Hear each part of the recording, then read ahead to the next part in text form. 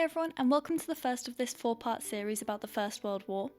I know a series is a bit different than what we usually do on this channel, but I really wanted to be able to go a bit more in depth into this topic, so I thought split it out over a few episodes, that way it's not just one big, long stream of consciousness, and it can be nice bite-sized pieces still. So over the course of these 4 episodes, we're going to go through everything in the First World War from its explosive beginning through the stalemates in the trenches, the crises of 1917 and 1918, and then finally to the uneasy peace that then shaped the modern world. So what I want to go into in this first episode is go right back to how the war began. Because in the summer of 1914, Europe was at peace. There wasn't the sign of a war, or at least not on the surface. Underneath it all, a storm was brewing and tensions were rising to the point where a war was almost inevitable. So that's what we're looking at today. We're going to look at the road to war, the rising tensions between the different nations, the rivalries and the alliances that started to shape the two sides of the conflict, the assassination of Archduke Franz Ferdinand, and then the July crisis. So let's get into it. In order to really understand why Europe went to war in 1914, we do have to take a step back and look at what was happening in the years building up to it. Because at a first glance, as I mentioned, Europe seemed to be peaceful and stable. Since the defeat of Napoleon a century earlier, the countries of Europe had been able to get by without a large-scale mass continental conflict. There were other conflicts, sure, like the Crimean War, the reunification wars of Germany and Italy, the Franco-Prussian War, but in all these conflicts, they'd managed to avoid having all of the countries get wrapped up into it. And a lot of people believe that through careful diplomacy and strategic alliances, they could keep this peace going. But under the surface of it all, a lot of pressure was building. So the first thing we've got to understand here is that the stakes were becoming higher and higher for war, and a lot of this was because of industrialization. So industrialization had meant that countries had bigger economies, but also bigger armies and deadlier weapons. A lot of countries were feeling a lot more powerful than they ever had been before, and with this power comes a lot of rivalry. Nationalism was a big force that came into play here. So you had countries like Germany that were these rising giants determined to prove themselves. You know, they had booming industries, a growing military, and they were desperate to be seen as equal or more than the other superpowers of Europe like Britain and France. And speaking of France, France had a lot of its own national pride at stake here. So they were carrying a bit of national humiliation from 1871 when Germany had taken the region of Alsace-Lorraine from them. They were determined to get it back, and it just made them feel really, really bad about their neighbours in Germany. And we can't talk about nationalism in this time period without talking about the Balkans. In this area, nationalism was explosive. You had countries like Serbia that were dreaming of leading a united Slavic nation to independence, which would have been a direct challenge to the Austro-Hungarian Empire. And while we're talking about empires, that was another huge source of conflict. A lot of countries had empires that had been growing and competing with each other. So of course you have Britain, who ruled the seas with their vast navy, and they were guarding colonies all around the globe. But then you also have the rising giant of Germany. They were determined to get their own share. So they were also building a lot of colonies and also trying to build a massive navy to compete with the British one. And France too had expanded, growing colonies in Asia and Africa. And that's not even all of them. A lot of countries had gone on colonial expeditions. And all of this not only gave countries a perhaps overinflated sense of power, but it also created a lot of mistrust between all of the different nations, which is dangerous when you've got such powerful nations going up against each other. And so, of course, what do people do when they see their neighbours getting strong? They decide they've got to get strong as well. So then alongside all of this empire building, you've got armies booming, not just in size, but you also had new infrastructure and railways being built to help transport troops and machinery. You've got the next generation of weapons being developed with heavy artillery and machine guns and even things like poison gas, all of which, came together to promise that this next war would be more destructive than anything that had happened previously. And yet somehow the idea of war didn't seem to terrify people like it might today. A lot of people welcomed it, because with military power came prestige. Newspapers, schools, and even some things like children's books really glorified war. People were envisaging it as heroic. And then alongside this, you have generals who were pushing what we know as the cult of the offensive. So it's the idea that if you attack first, you'll win, which is a really dangerous thought because that then can give an excuse to start a war out of nowhere, saying that you just wanted to get in there first. So yes, in 1914, Europe did look peaceful, but this peace was definitely balanced on a really delicate knife edge between nationalism, empire building, militarism. The continent was just primed for conflict, and all it needed was a spark to set it off. To understand the landscape of things at the time, we've got to have a look at the different alliances that were being built, because these play a really key role in how things escalated to the point that they did. On paper, and when they were selling the idea of the alliances, they were designed to keep the peace. But in practice, they actually just made large-scale war far more likely. By the early 1900s, Europe had split into what was effectively two different camps. You had the Triple Entente on one side, which was Britain, France, and Russia. And then you had the Triple Alliance on the other, which was Germany, Austria-Hungary, and Italy. And the logic of these alliances was pretty simple. If one member of the alliance was attacked, then the other nations would jump in to defend them. But the problem with this is that it meant that any small conflict that involved these countries could easily blow up into a massive, large-scale war.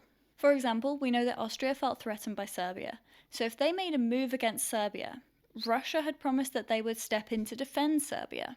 If Russia mobilized, then Germany would step in. And then if Germany hit France, Britain could hardly stay out of the conflict as well.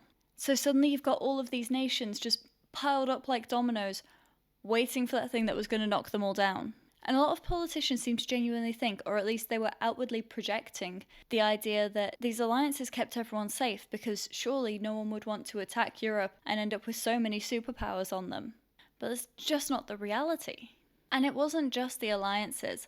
I mentioned before about the generals that were working behind the scenes, and I would definitely describe these guys as war hungry. So in the background of all of this, these generals had been drafting plans for war. Germany had what's known as the Schlieffen Plan, and so the plan was that if war came, they would smash through Belgium to hit France. Once they'd taken out France, they would turn around and go for Russia. I will say it's a very ambitious plan. Apparently they weren't lacking in confidence at the time. But Germany weren't the only ones. France also had Plan 17. And this plan was basically just a plan for them to get Alsace-Lorraine back. In the event of a conflict, their first port of call was to do a rapid strike against Alsace-Lorraine to recapture the land that they'd lost in 1871. And the thing that stands out about these plans is they're not flexible strategies, and they're not designed to return to peace. They weren't about negotiation or restraint. They seem to be genuinely built on the belief that if they hit first, they were gonna win. And so as a result of this, once the wheels of mobilization for war started turning, there was almost no way to stop them. Europe was just wired for escalation in this time period. And the moment that that spark was lit, it was all gonna come tumbling down. Europe in this time is often described as being a powder keg, so basically just ready for an explosion. But if Europe was a powder keg, then the Balkans were the fuse. So the Balkans is a region in southeastern Europe, and for years they had been ruled by the Ottoman Empire. But by the late 1800s, the Ottoman Empire was on its way out. They were not doing good. And as they pulled back in this region, new states started popping up. So you've got countries like Serbia, Bulgaria, Greece, all eager to expand and eager to be the dominant power in this region. And behind these smaller states loomed the great powers of Europe, waiting to just pull the strings and use these states for their own means. Austria-Hungary was particularly keen for control in this area, especially as they were seeing Serbia as this growing threat. So after the Balkan Wars of 1912 and 1913, Serbia had gained a lot of confidence and influence, and they had a goal of trying to unite the Slavic people under one nation. But a lot of the people that they wanted to be part of this nation lived within Austria-Hungary's borders. So Serbia trying to do this was a direct threat to their empire. And then on the flip side of that, you have Russia, who was the self-appointed protector of the Slavic nations. Russia promised to intervene if Serbia was attacked. And because Russia and Austria were both tied into these wider alliances, you can see how a single conflict could quickly escalate and pull in all of these other nations. And it wasn't just the governments or the generals that made the Balkans such a point of tension during this time period. They also had a lot of active nationalist movements. They had secret societies like the Black Hand popping up who were plotting assassinations and sabotage to meet their nationalist agendas. And particularly in young people, violence was almost being seen as patriotic. This whole region was just seething with passion and tension and anger. It really was just waiting for something to tip the scales. And so, as you can imagine, when the heir to the Austrian throne, Archduke Franz Ferdinand, announces that he's going to be visiting Sarajevo, the capital of Bosnia, he was stepping into a whole world of trouble. He was walking into an area of restless and disgruntled people who were not a fan of the Austro-Hungarian Empire and their influence over the region. And so sadly, this would prove to be the spark that turned the tide. So here's what happened with the Archduke. On June 28th of 1914, the streets of Sarajevo were filled with crowds of people who were waiting to see the Archduke and his wife Sophie, who were coming to visit Sarajevo. So they were riding in an open-top car with a motorcade and, they were going through the city, waving at people, making some stops along the way. Pretty standard stuff, but not everyone in the crowd was there to cheer for them or was happy to see them. Waiting along the route were 7 young conspirators who were linked to Serbian nationalist movements and to the Black Hand. They carried pistols and grenades, and they were ready to deal a blow against Austrian rule. The first attack came at 10:10 in the morning. One of the conspirators threw a grenade at the Archduke's car. The driver was able to see it, and so he sped up, and the grenade didn't hit them, but it did hit the car behind them, which injured some officers and bystanders. Franz Ferdinand and his wife were, shaken up by the whole incident, but were completely unharmed. This first attacker, he tried to escape, so he swallowed a cyanide pill, which didn't work for whatever reason, and then he tried to jump in a river, but the river was too shallow. He was dragged out and arrested. So in that moment, it seemed like the assassination plot had failed. And based on this, Franz Ferdinand decided that he was going to carry on with his day as planned. So he and his wife Sophie went to a hospital to visit some wounded, and then afterwards they got back in their car to carry on. And this is where things took a major turn for the worse. So there was some confusion in the motorcade. Some cars went the wrong way, there was confusion on the directions, and ultimately Franz Ferdinand's car ended up going down a street and trying to turn itself around. And unfortunately, down this street was one of the conspirators, Gavrilo Princip. As the car was trying to turn itself around, Princip took the opportunity and shot both the Archduke and his wife. And this assassination shook Europe. In Vienna, the leaders were so outraged. The Serbian government denied any involvement in it whatsoever, but Austria was not convinced. To them, this wasn't just a random act of terrorism, this was an act of war. And this is how this incident went from being a local tragedy to starting a chain reaction that would ultimately drag the entire continent into war. If we say that the assassination of Franz Ferdinand was the spark to the war, then the July crisis was the explosion. And so the July crisis just refers to the time period between the assassination of Franz Ferdinand and the war officially starting, because a lot happened, and those dominoes that we were talking about before started all falling down. So it all starts off in Vienna, where, yes, they were very angry and outraged by this whole incident, but they also saw it as an opportunity. Serbia had grown too bold, and Austria-Hungary believed that if they didn't crush it now, then it posed too big of a threat to them and their empire.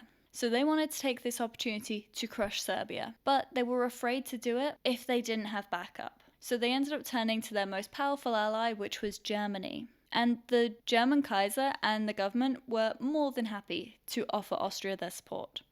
They offered what historians now refer to as a blank check, which was effectively a promise of unconditional support no matter what Austria did, which is pretty wild. But what it meant was that with Germany's pretty much guaranteed backing, Austria felt emboldened to take the hardest possible line that they could with Serbia. So they sent Serbia an ultimatum. The demands in it were extremely harsh, and they only gave them 48 hours to meet them, which left no room for negotiation, no room for conversation. But Serbia was trying to defuse the crisis, so they did agree to almost everything in this ultimatum. But there was one key condition that they wouldn't budge on. They would not agree to have Austro-Hungarian officials operating on their soil, because this would have been them surrendering their sovereignty. And for the leaders in Vienna, refusing this one thing was enough. So on July 28th, Austria declared war on Serbia. And now we get to the big chain reaction. So as we talked about before, Russia stepped in to defend Serbia. So they began mobilizing their army. Germany, in response to this, issued ultimatums to both Russia and to France. But Russia refused to step down. So Germany declared war. And they did exactly what they planned. They did the Schlieffen Plan. So they swung their troops around to the west and ploughed through Belgium to attack France. And this was the move that ultimately forced Britain's hand into joining the war as well. Britain had guaranteed Belgian neutrality, and so when German troops crossed the border into Belgium, Britain declared war. So within a matter of days, every major power in Europe was dragged into this conflict. And this is the really weird thing. In city after city, so in Berlin, Paris, London, crowds were cheering and celebrating the start of this war. Men were rushing to enlist, and people genuinely believed that it was going to be short, decisive, and over by Christmas. But sadly, as we know today, that wasn't going to be the reality. Instead of just weeks of fighting, Europe was facing 4 years of brutal slaughter, horrific conditions, and the world would genuinely never be the same again. And so with that, the road to war is complete. The fuse had been burnt, and the explosion had begun. But I think the sad reality behind all of this is that the peace in Europe had always been fragile and had probably always been going to break in a pretty major way. The great powers were too bound together, but also bound to be opposed to each other. And there was so much fragility to the structure that was in place. And as a result, this war was unlike anything that anyone had seen before. And so that's what we're going to get into in our next episode. So next time we're going to be having a look at some of the opening battles, the German invasion into Belgium, the initial clashes on the Western Front, and how this dream of a short war soon gave way to the grim reality of trench warfare. So thank you to anyone who made it to the end, and let me know what you think. Please drop anything in the comments, like any cool information that you know, anything that I missed or didn't get around to mentioning. And be sure to let me know any thoughts or ideas that you have on future topics, because I always really love hearing from you all. See you next time!